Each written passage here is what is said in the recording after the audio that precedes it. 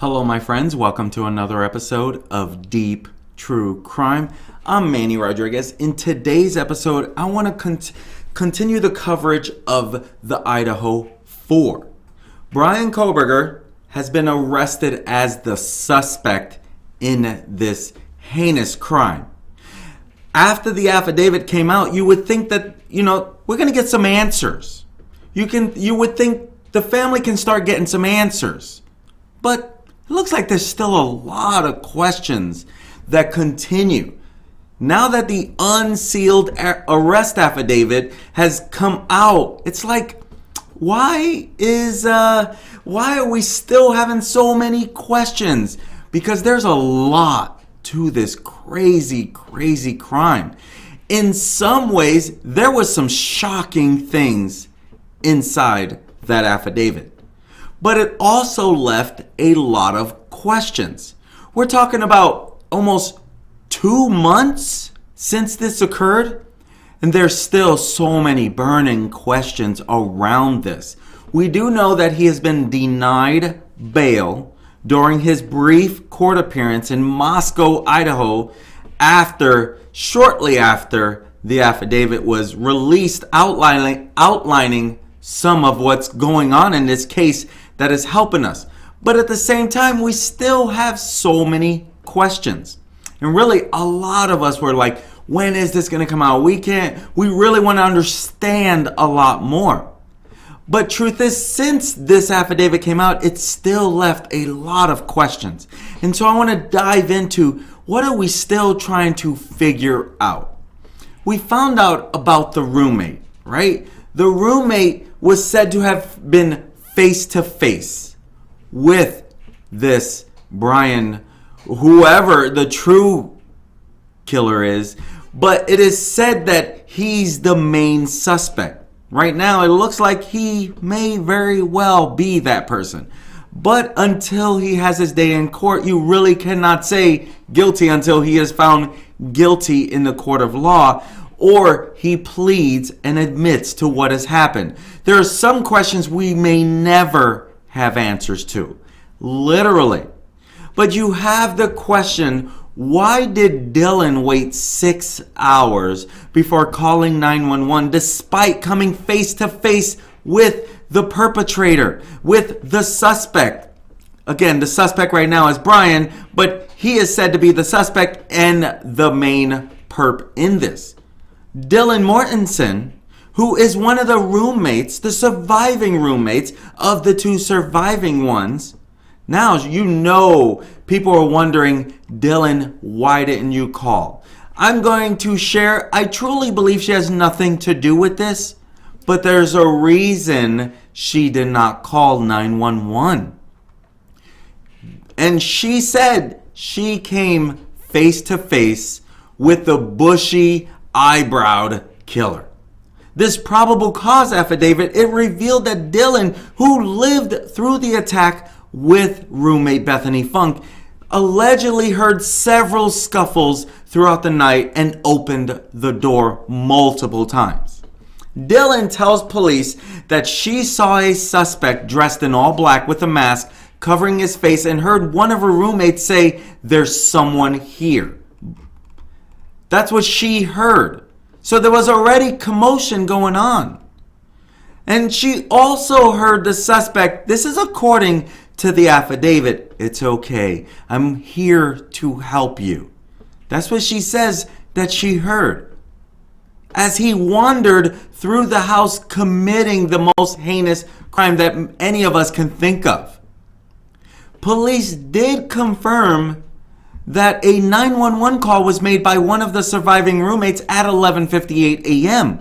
who requested help for an unconscious person. Now, was the 911 call made by a surviving roommate? Is that what police have confirmed? Or a surviving roommate's phone? That's another question, because the affidavit does not speak to that. And so we don't know who spoke on the phone. We know it's one of the roommates' phones. But was it a surviving roommate, or was it someone who got there? And why were there people there before authorities? There were already friends over there. But this community, all people lived next to each other, and it's known to be a Idaho students community, along with Washington State University students, because it was only 10 minutes away. And we will dive into that a little bit as well. But this affidavit, it raised the question of why she didn't contact authorities sooner, with some arguing that, she's frozen in fear. I get that. She was in shock. I get that. But she got unfrozen, locked herself in the room, locked the sliding door afterwards. I believe, right? Correct me if I'm wrong. I'm sure you will. The roommate did not contact authorities for a long while. We're talking like 6 hours. If it was the roommate. If it was the roommate that actually called. Well, again, we do not know. But the roommate calls someone. She comes face to face. But did he see her? She sees him. Did he see her? Literally, that's a question that I have, because this guy is not going to be speaking. She heard several of her roommates having problems, having commotion, having some running around, jumping around, feeling some thumps, some thuds up above, but she did not call anyone. Did she think there was a party? Did she think something else?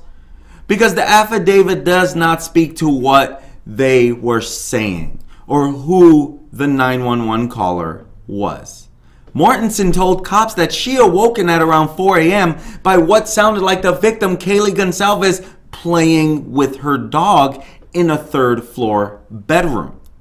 She says she looked out her room, but she didn't see anything at that time.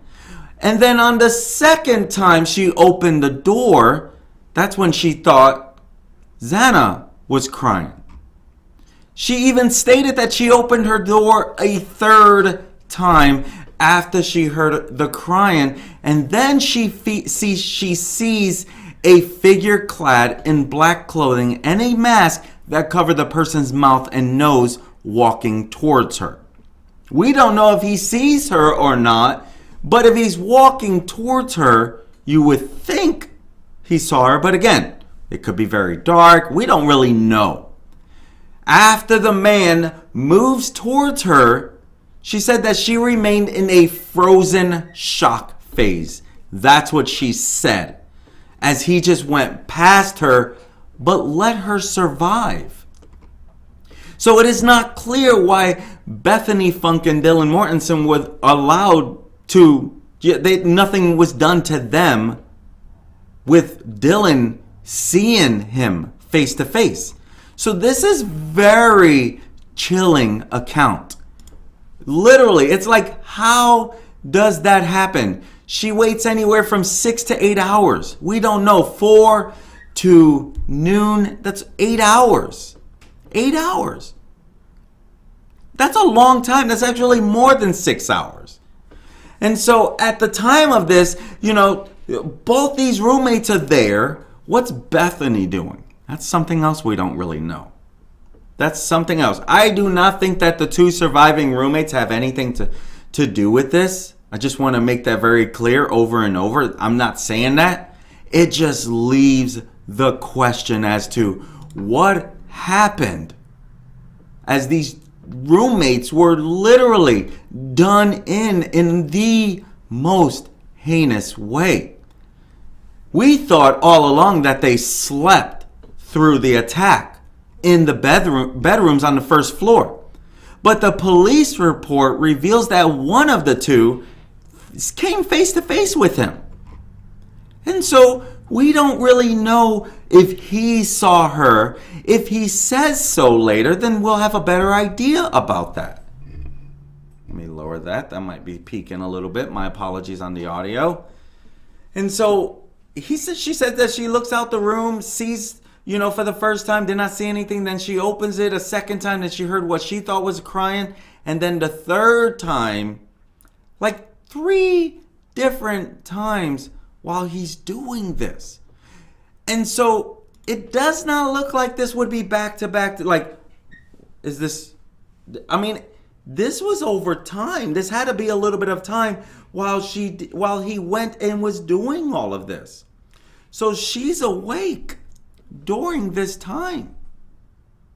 Now, we also have the DoorDash driver as well, who gets there around 4 a.m. to deliver Xana's food. That's interesting on its own, right around this 4 o'clock time frame. This is all happening pretty much almost simultaneously. And so, you know, when you think about how many times she's opening her door and what's going on, she of course is going to hear Xana, you know, especially if she just got her food. But she opens her door 3 different times, like, okay, is that Kaylee playing with the dog up in the 3rd floor? Okay, I hear Xana on the 2nd floor. Maybe she did, you know. But then if she's on the 1st floor, he's coming at her. I mean, we're trying to put all these little pieces of the puzzle together outside of the affidavit now. But a 911 call wasn't made until 11:58 a.m. And the call was about an unconscious individual. We don't even know who that individual is yet. And so if it is Dylan who did call, why did she wait 8 hours? Again, we don't know. We do not know. But we also don't know why he spared the 2 roommates. So that leads to the question as well, like, why did he spare the 2 roommates, Dylan and Bethany? And so it is unclear if the killer saw her or whether she simply had a lucky escape at that very moment, or he ran out of time. Or he was like, I need to hurry up and get out of here. That's what some experts are saying. I need to hurry up and get out of here, right? I've been here long enough. That's kind of was my theory yesterday. Just my theory without consulting anyone. So it's hard to know whether did he plan this to do this to all the 4 victims, or whether some of them were just treated as collateral damage in this horrific attack. We don't know, because we don't even know who the intended target is, which also leaves another question, right? From the early days of this investigation, the authorities, they said that this was a targeted attack, but they refused to reveal what led them to that conclusion or who that person was that was the target. So we don't know. This 18-page affidavit, it reveals no details about this connection. If he even knew any of them. That didn't tell us anything about the connection between Kohberger and any of the victims. You see, the victims, they were all students at the University of Idaho, but Kohberger, he was a criminal justice Ph.D. He got his bachelor's in Pennsylvania. And so he's a Ph.D. student at Washington State University, and he lived just 15 minutes from the victims. So it was like 10 minutes to the Washington State University, and 5 minutes further is where he lived. And he moved there to begin the Ph.D. program in August of 2022. But though all of this is all so close together, we still don't know any connection between the victims and the accused person. We don't know anything about the suspect and the victims. So it is not clear if any of the victims even knew who he was. Goncalves' father, Stephen Goncalves, he says that he found unnamed connections between the suspect and the daughter, but was not ready to reveal what these potential ties were. Right? And so this is hard to even know. But who of the 4 students were targeted? We have no clue. We have no clue in this matter. And will we ever know any of that? I don't know. But you have another question, like, he didn't do anything to the dog. The dog was said to be in a room. Did he put him in the room? Did he put little Murphy in the room? Why did he spare the dog after doing what he did? Was he was cold, but not cold enough to do a non-human? But then he just leaves 2 other humans. So there's so many questions. My first thought is he was running out of time. Noises were made. Movements were done. Thuds were done. I better get out of here before 911 gets here. That's my thought. But here, this is what made people think that maybe the ex-boyfriend had something to do with it, because they shared this dog together, and the dog allegedly, according to internet sleuths, wasn't barking or anything, but neighbors said they heard dogs barking. I mean, all of the roommates were sharing online videos of having fun, even with little Murphy. And so we do know for a fact by the Moscow police that the dog was also a survivor in this attack. And Murphy has since been returned to the ex-boyfriend, Jack, because they shared custody of this dog. They were dating for 3 years, something like that, 3 years, I believe. And so the affidavit, it shared that, Mortensen heard what she thought was Gonzalez playing with little Murphy during the night. But cops say that both Goncalves and Maddie were found together in a bedroom in bed together, while Murphy was locked in a separate room. Locked. And so Kohberger, he is understood to have been practicing vegan and once made his family members throw out and purchase new pants which had never been touched. And so some of the speculation is that, he may not have seen the dog while in the property, or the killing of an animal could be linked to his vegan beliefs. We don't really know any of that either. I truly don't believe this guy will be coming clean. Maybe he comes clean after he's convicted. But if he's convicted, then he might be facing the death. And so Murphy was discovered in Goncalves' room by Officer Nunez of Moscow Police Department that morning. Or should I say afternoon, when police arrived. Now, I think Officer Nunez was the first one on the scene and then walked Brett Pena around, I believe. So that's what I mean. We don't even know if, I think it's safe to assume that Kohberger was the stalker, but the affidavit did not say Bryan was stalking Kaylee Goncalves. And so prior to this November 13th incident, investigators believe that he was stalking the victim's home at least 12 times. But was it for Kaylee? Because cell phone records show that he was there before and even after the incident, dating from June 23rd and November 13th, all the times that he was around there. And so the exact dates of these instances, they were not revealed in the affidavit, but all but one in the late evening or early morning hours.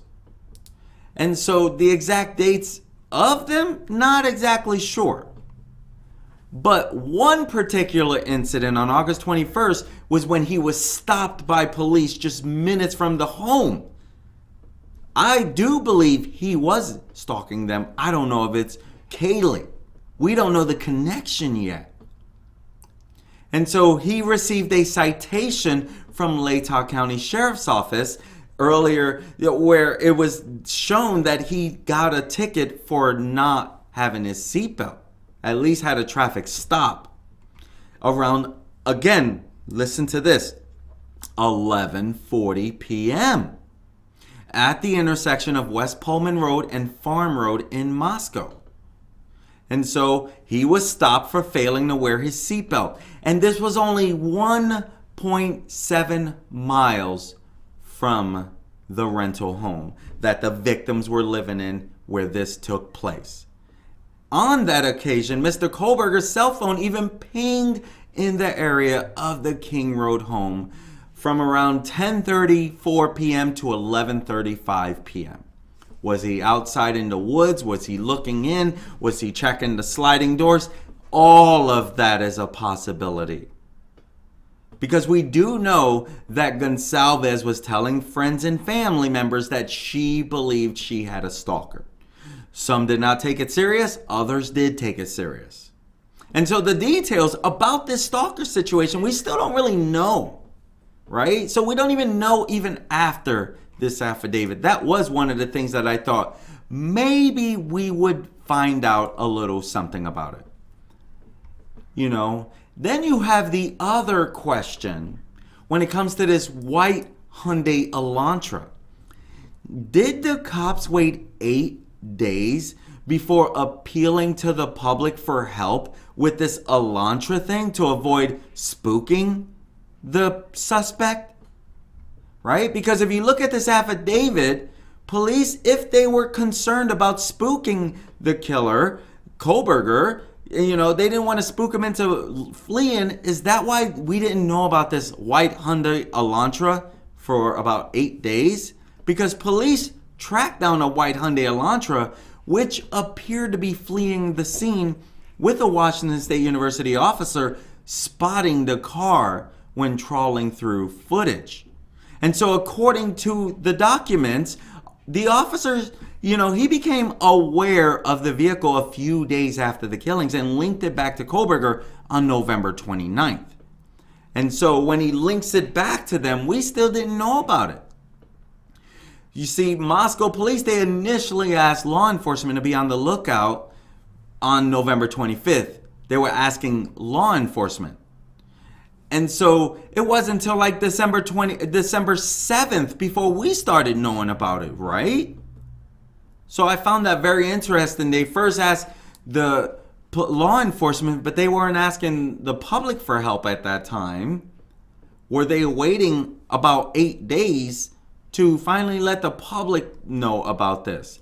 Because that is when they started appealing to the public, right? Around that same time when this message started going out. And so initially they were asking law enforcement to be on the lookout. And then Officer Tiengo, that's the first one who said, we have a car, a white Hyundai Elantra that's registered at Washington State University, and it belongs to this person. And then that's when they seem to be tracking. However, officers, they did not issue an appeal to the public to help trace for the vehicle until December 7th. That's when they asked for information relating to the occupants of a white 2011 to 2013 Hyundai Elantra. And so Moscow police, they were saying that they believe that the occupant or occupants of this vehicle may have critical information to share regarding this case. But they had already linked the car back to Kohberger as one of the few vehicles matching the description that was found in the area. And so in the post, it even shared, at this time, no suspect has been identified, and only vetted information that does not hinder the investigation will be released to the public. Obviously, if they shared we might have someone, then the suspect would get alarmed and could even do something where you can't get justice. If he does something to himself, he can't get justice. Then it becomes just between him and God, right? The people will never get justice because he should be found in the court of law to at least, you know, come clean, share what he knows, or go to trial and be found guilty. And the post that even said, like, no one has been identified. So it kept everyone thinking. And so was that a deliberate way in order to make Kohberger believe that they were unaware of how many people were in the vehicle when it's saying occupant or occupants, right? Like, we don't know if there's one person or two people. So I found that very interesting as well in this connection. But one thing we have no clue, and we still are questioning, What was his motive? If Kohberger is that person, what's the motive?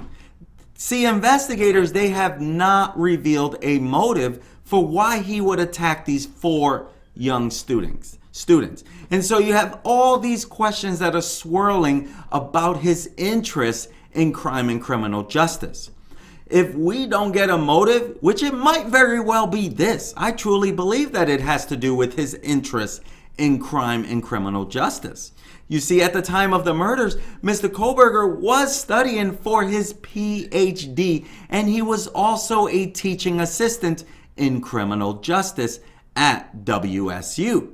And so prior to that, Kohberger, he studied criminology at DeSales University, first as an undergraduate and then even finishing his graduate studies in June of 2022, where he then went to Washington State University and for his PhD. And so while at DeSales University, he studied under renowned forensic psychologist Katherine Ramsland. She interviewed the BTK serial and co-wrote the book Confession of a Serial Killer, The Untold Story of Dennis Rader, the BTK. So could that be why he was doing this? Was that his fascination with that? To me, that is definitely a motive. And right now, that is the only motive that I can really see outside, unless we find out there's a relationship between him and one of the girls. You see, he even carried out a research project to understand how emotions and psychological traits influence decision making when committing a crime. And so he was reaching out on Reddit for participants with this chilling survey that surfaced, and now it's been taken down now, but this chilling survey was also in the affidavit. So maybe they, without saying that's his motive, they really started putting two together. But you see, in particular, the post said that he created, this study seeks to understand the story behind your most recent criminal offense, with an emphasis on your thoughts and feelings throughout your experience. And as we continue to find out, was he commenting on forums under a different name? Was he calling in to different podcasts under a different name? Because there has definitely been some strange coincidences around some of this. Like Papa Roger, whoever that is. I don't know if that's been debunked yet. I didn't even look into it. But some of the things that person was sharing was very eerie in relation to what this guy is being accused of and what we are finding out after this affidavit. So he seems intelligent enough to be able to pull that off and ask particular questions like, was this part of it? Was this part of it? Really goes together with what's going on here.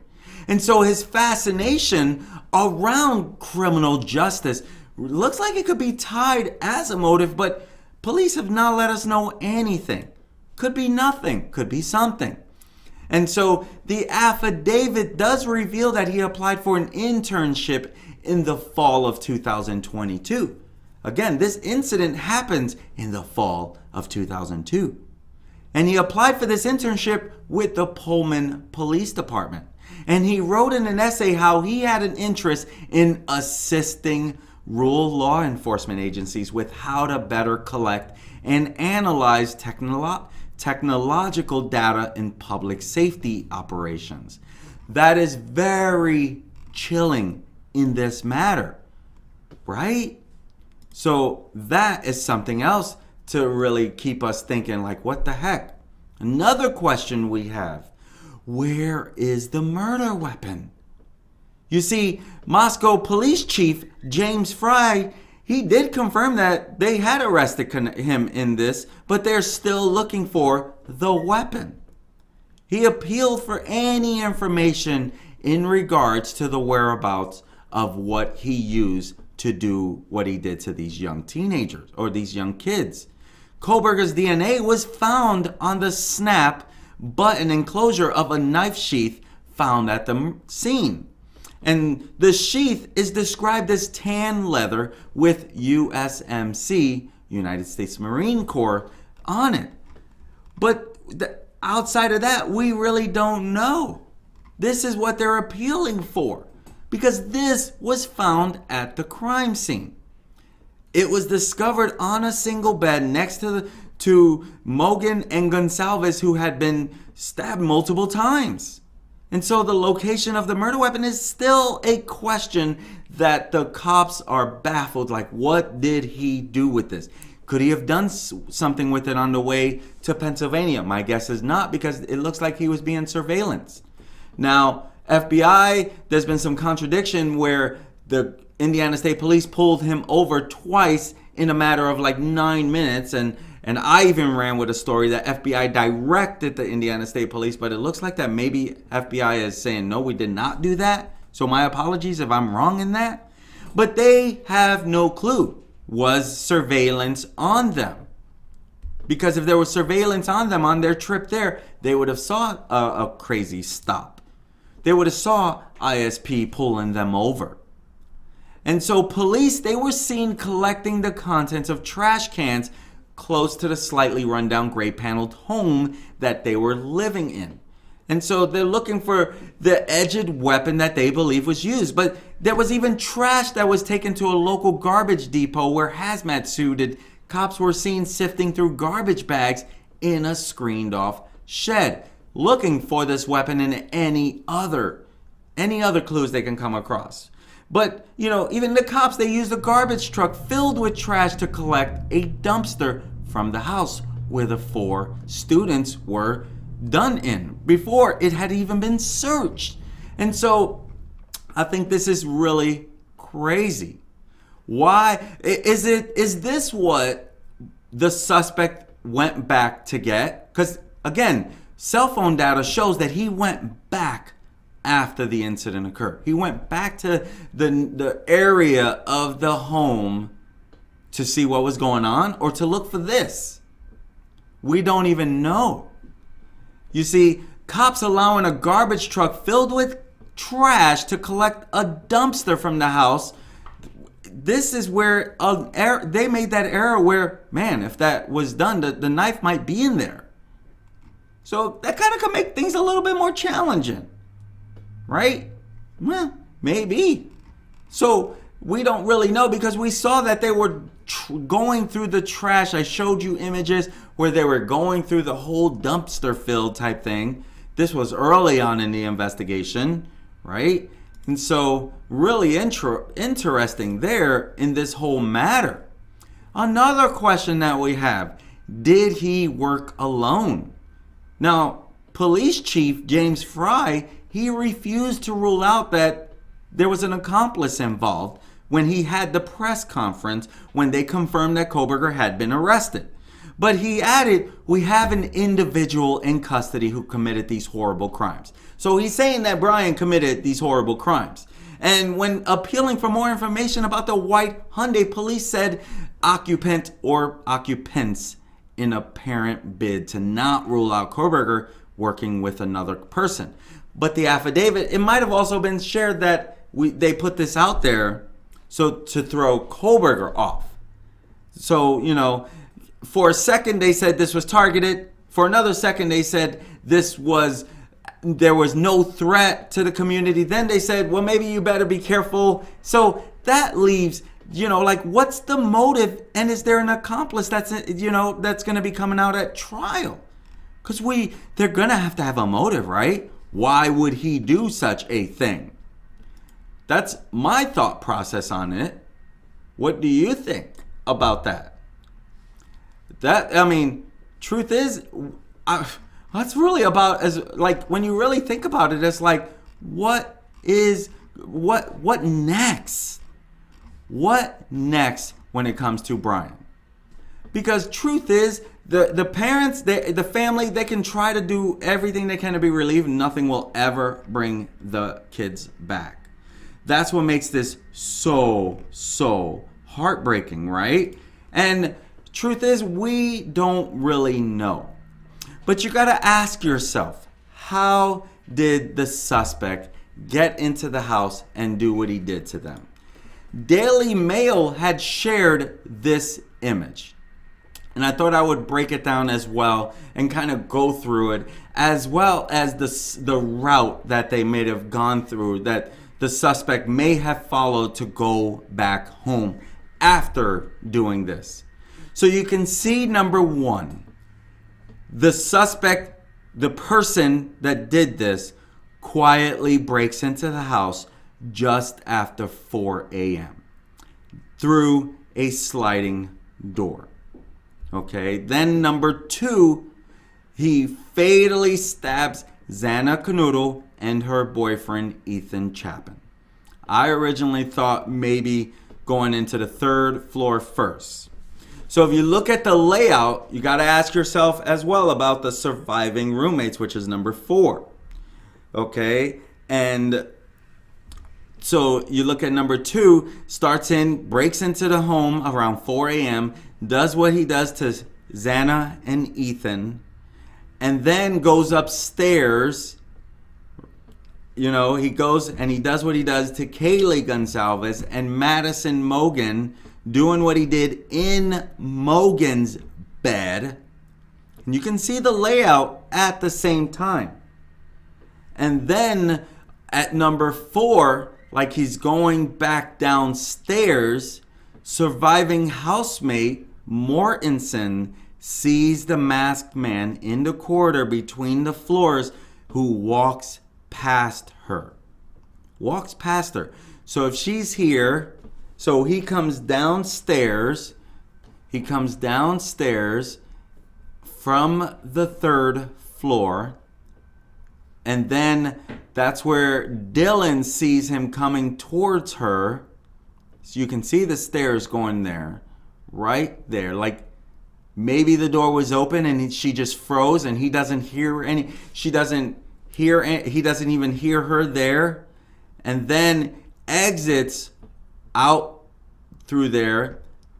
Mortensen tells police that the man slipped out the back sliding glass door and fled around 4:25 a.m. Leaves around 4:25 a.m. So he's in the home roughly 25 minutes. I would say that he thought he ran out of time and he was hurrying to get out of there because every minute counts. He would have to know there are 2 other roommates. If he had been stalking this place out for 12 minutes, it's probably a safe bet that he truly believed he was running out of time and he knew that there was roommates there. I would have to think that would have to be part of the plan. And so you can see where maybe she's off to the side. Maybe she sees him and she's off to the side with the door open a little bit because she says she opened the door and he's coming towards her. But which way? That doesn't have much room from the staircase, if I'm seeing the staircase correctly, right? What do you guys think about that? Let me know in the comments. But you can see where the way, you get into number 1, killer quietly breaks into the house just after 4 a.m. Goes into Xana Kernodle, goes up the stairs, so they came in on the 2nd floor? Not a very clear. Yeah, so the 2nd floor comes in. I see, how were they down in the 1st floor? Dylan must have been in her room on the 2nd floor because she did live upstairs on the 2nd floor. So she sees him, but then she goes down to the 1st floor because this has always been described as on the 1st floor, the 2 surviving roommates. We find out that Dylan's bed is upstairs. So she must go downstairs, talks to him, talks to Bethany. Bethany isn't nowhere on this thing.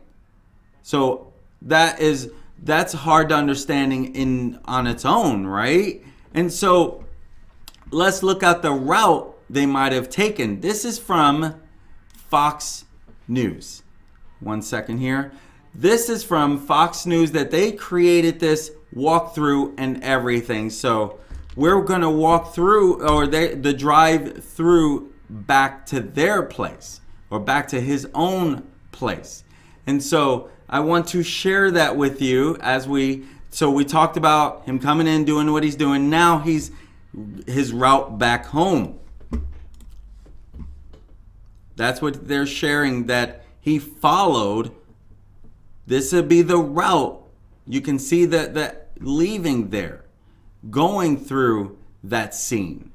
And so this is kind of a ride along of the route that he most likely took. Again, he lived just over 10 miles from the home.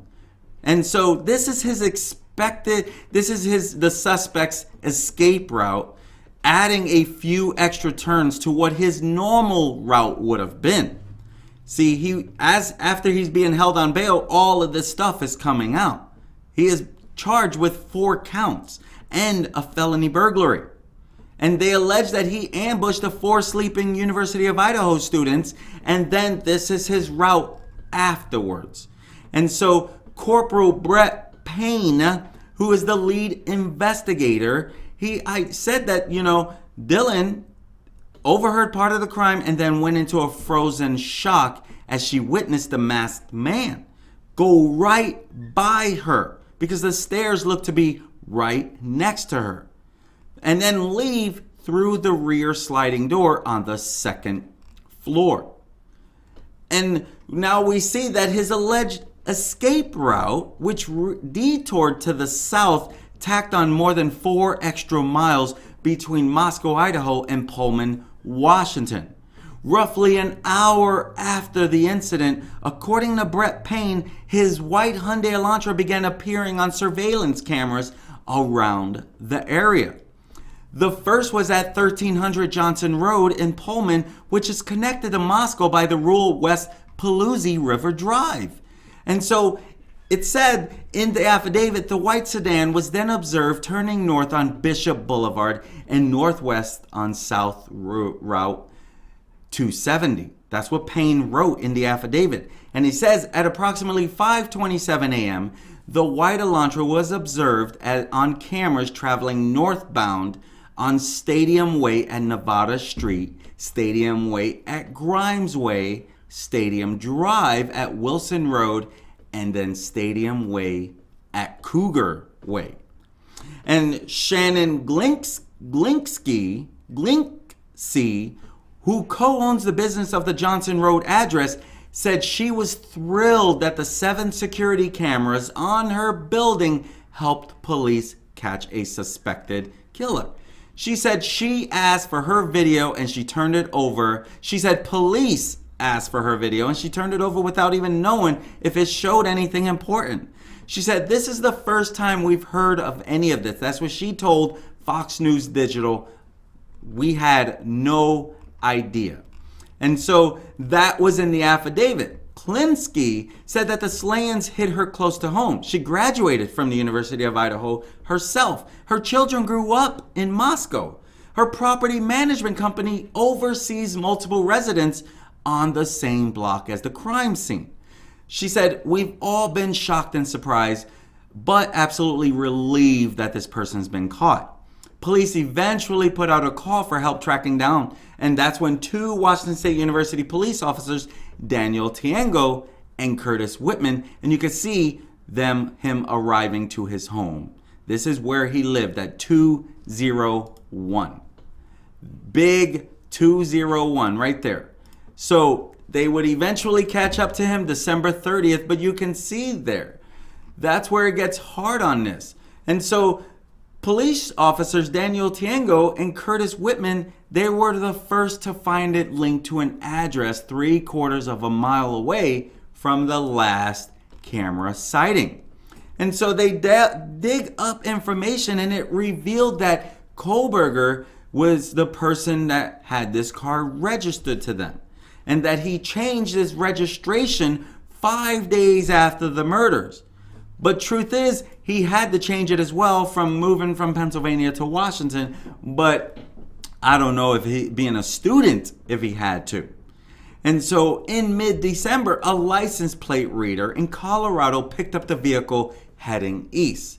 And that was according to the affidavit. 2 days later, ISP stopped Kohberger and his dad in the car 2 times 9 minutes apart. In Pennsylvania, and the FBI found it at his parents' house. That's how they're able to link this white car to them, which is crazy in and of itself. And so the FBI is, as part of their surveillance, they watched him take out the trash from his parents' home and put it in their neighbor's garbage can while he was even wearing surgical gloves at 4 a.m. Agents used items from that to link his DNA to the crime scene. And so they had an FBI surveillance team watch him take out the trash. I find that extremely, extremely interesting. That's why I love to follow how they find the bad guy. And so he was also seen cleaning the inside and outside of his car, with the source adding that he didn't miss an inch. He combed that thing upside down, left and right. And so law enforcement, they saw him outside his parents' home multiple times, even wearing surgical gloves. And so a source told CNN that he wore surgical gloves while taking out the bags and was even seen putting trash into the neighbor's trash cans at around 4 a.m. And so agents, they recovered items from both his family home and the neighbors. So he was putting something away, huh? And so, of course, when they pull all that stuff, they send it back to the Idaho State Lab. Then they are able to manage to confirm that DNA was found on that USMC sheath button, which officers discovered next to the bodies of Kaylee and Maddie. And so they were able to say, yep, this is his DNA. And so that's how we're able to put a lot of this together and what led to him. My friends, at the end of the day, this is not about me. This is about being a voice for the victims, because they can't have a voice for themselves anymore. And this is one of the best ways to keep their story alive and in front of everyone, because their story should be told, because they were taken from this world way too soon by someone who was selfishly thinking about themselves. We don't even know why. We do not even have a motive as to why this guy would do such a thing. My friends, if this is the kind of content you like to follow, hit that subscribe button, hit that like if you got some value out of this. Today's episode, we're covering those questions we still have around the Idaho case. 4 students brutally taken away from this world way too soon. My friends, I'm Manny Rodriguez. This has been another episode of Deep True Crime. Until next time, my friends, peace. Have a great one.